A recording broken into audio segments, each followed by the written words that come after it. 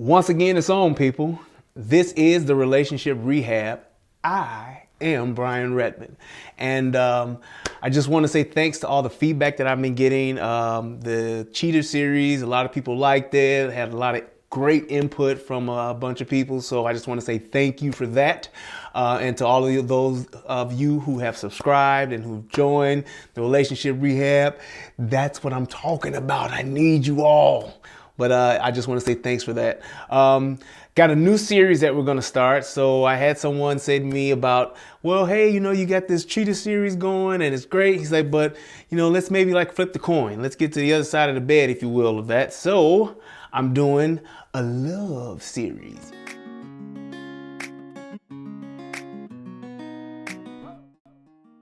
So the first one that we're going to talk about today, when we're talking about just basically how to connect, how to stay in love, how to build on love, how to just, strengthen that bond that you and that special loved one may have.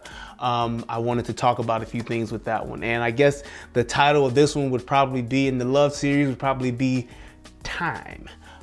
Time. It is a valuable resource. It is a resource that you can never get back once it's been spent. So what you do with your time is very, very, very important, and your time is extremely valuable. So that's what I want to talk about. When you're bonding with somebody, when you're building a relationship with somebody, that special someone that you have in your life, spending time with them is paramount. And not just basically just being in that person's presence. I'm talking about the way that you spend time with each other. So one of the first things when I talk about spending time is you spend time together so that you can stay together, right? So that, I guess that's like the first big point. How do you do that though? So it's like, do you just say, hey, I schedule time for just the two of us? Makes sense to me, so I would say yes. That's exactly what you would do. Schedule time to spend with each other, and that time should be alone time. If you got kids, if you're in a really busy house and all that kind of things, you need to schedule time for just you and that special someone to just spend together where it's just you two. And you can do that in a lot of different ways. You can do breakfast together, you can do a lunch together, a dinner, a late night snack, or whatever the case may be. Even if you spend time together, before you go to bed, you turn off the TV, maybe put on some soft music, and you two just talk. Whatever you do, it needs to be something that's scheduled, because life tends to take its natural course of things, and you kind of get into a routine, and you begin to forget those little things. And those little things, because you're not doing those things or making time to do those things, even though it's not necessarily intentional, but it can keep you from bonding, it can keep you from connecting. And when you're not constantly bonding or connecting, then you can kind of like drift apart in that aspect. So you want to engage with your partner as much as possible. Pretty much that's what I want to make sure I drive home. So schedule time to spend together so that you can stay together. I would guess point number 2 would be date night. Date night is essential. And that date night can be something like a dinner and a movie. I mean, that is like just for me, because I love movies. And my wife loves movies, and we both love to eat. It's like a thing that it just goes hand in hand with us, and it works so well together. So doing a dinner and a movie, or sometimes you can do, flip it around and try doing a movie and then dinner.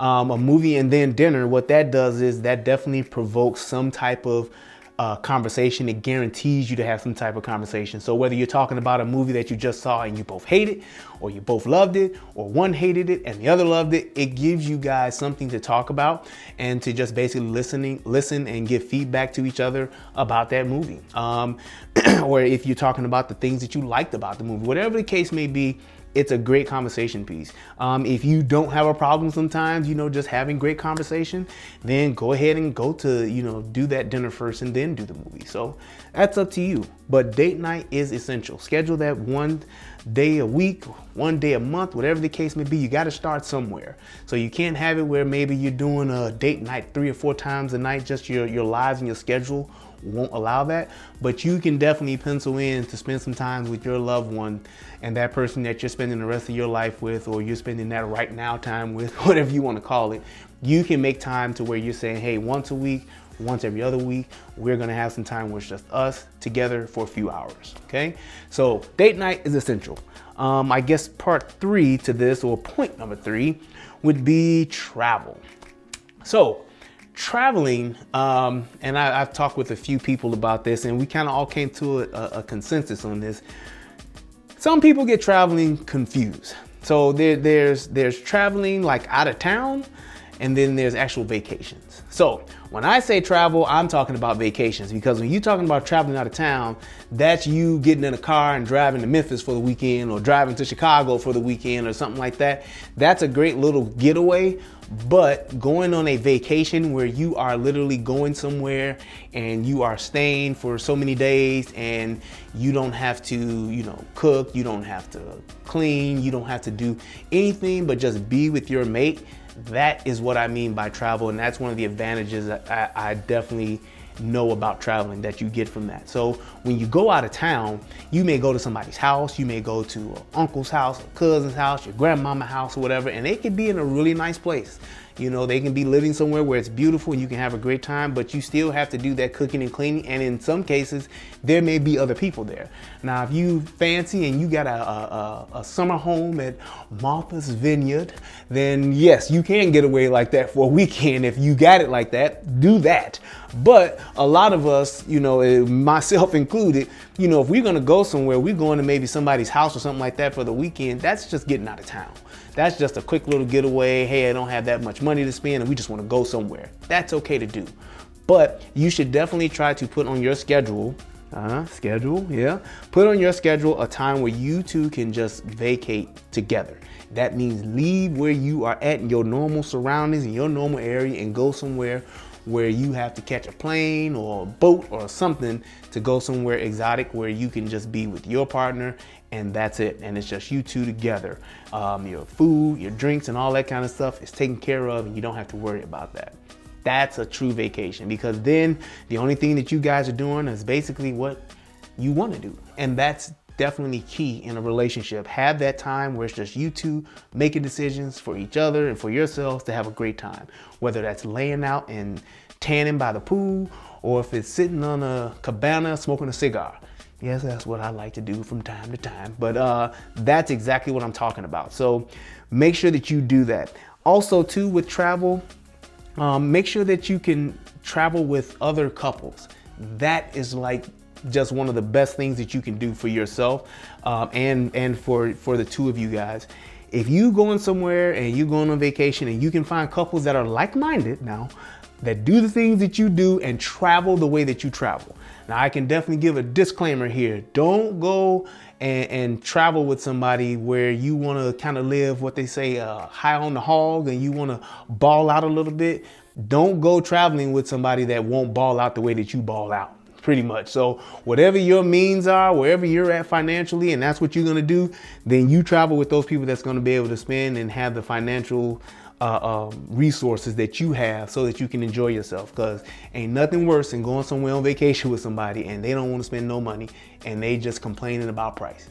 You don't want to do that. So definitely make sure that you can do that and go out with a couple. And it's like, whether it's 2 couples or 3 couples, whatever the case may be, you will have a great time because you all can bond, you can spend time together, and it's just you two. And then it's other couples. You can have that alone time in your room or whatever the case may be. So that's definitely something you can do. You can also do things with other couples, like going to a movie or dinner, like I mentioned before, going to things like wineries. Wineries are great places that you can go and just have a good time or a great evening or something with other couples, because at the end of the day, you can learn from other couples and other couples can learn from you. It's that whole iron sharpens iron type of thing. So be willing to do that. Reach out to other couples, go to places where other couples are. You can do the painting and wine thing, or the breakfast and the brunch, but you definitely want to go places where you and those other couples, where you guys can engage in conversation, and you will, trust me, you will realize how much of a great time you can have when you're spending time with like-minded couples. So time is essential. Schedule it, plan for it, sacrifice for it, whatever you need to do to spend that special time with that loved one of yours. Make sure you do the date night and travel. Believe me, it works wonders for your relationship, and it definitely helps build your bond. I hope, as always, that this has helped somebody become a better version of themselves. I hope that this helps somebody become more lovey-dovey with their special someone. And as always, I'm Brian Redmond. This is the Relationship Rehab. Make sure that you like, subscribe, and share this message to anybody that you think it could be of use to. And as always, I love you, and I'm out. Oh yeah, this is what I need right here. I gotta send this message out to all my little relationship rehabbers out there in the world. You gotta like this video. You gotta share this video. But last and certainly not least, you gotta subscribe to this video and to this channel. And when you do, you gotta ask yourself one question. What are you gonna do when the relationship rehab runs wild on you? Yeah.